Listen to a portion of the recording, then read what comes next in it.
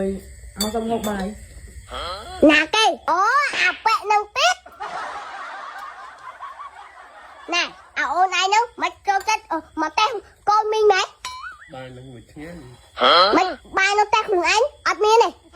nghe nó là ở sau nghe người nghe chưa nó chắc là khoảng mấy má khoảng con hộp xong hộp bài về xong ôn ai nâng non được cây máu nâng không là bài ta nhớ lan rồi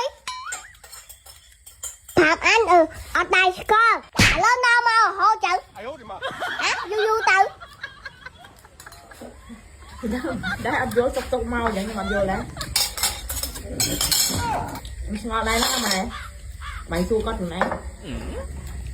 này mau test nhóm thoại không tập bài test nhóm đó nghe mà học bài nhà nè test kê test con ấy của mình sao nghe con ấy nó còn trắng đó con ấy nó còn trắng tiếp không gì chơi lắm ai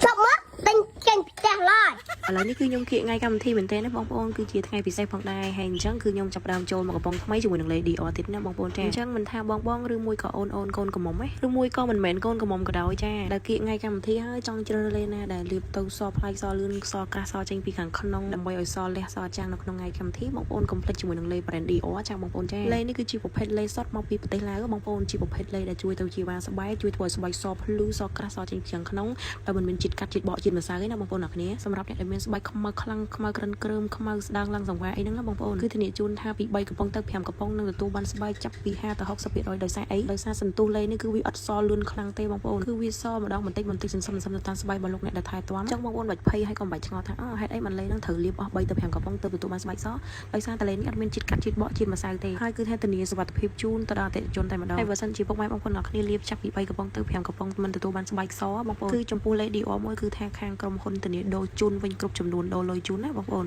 លេនេះគឺថាលាបកាន់តែសកាន់តែសក្រាស់សចេញពីខាងក្នុងនិយាយទៅខ្ញុំធានាជូនថាអ្នកដែលមានស្បែកស្ដើងស្បែកខ្មៅខ្លាំងគឺថាលាបទៅកាន់តែលាបគឺថាកាន់តែសបងប្អូនចា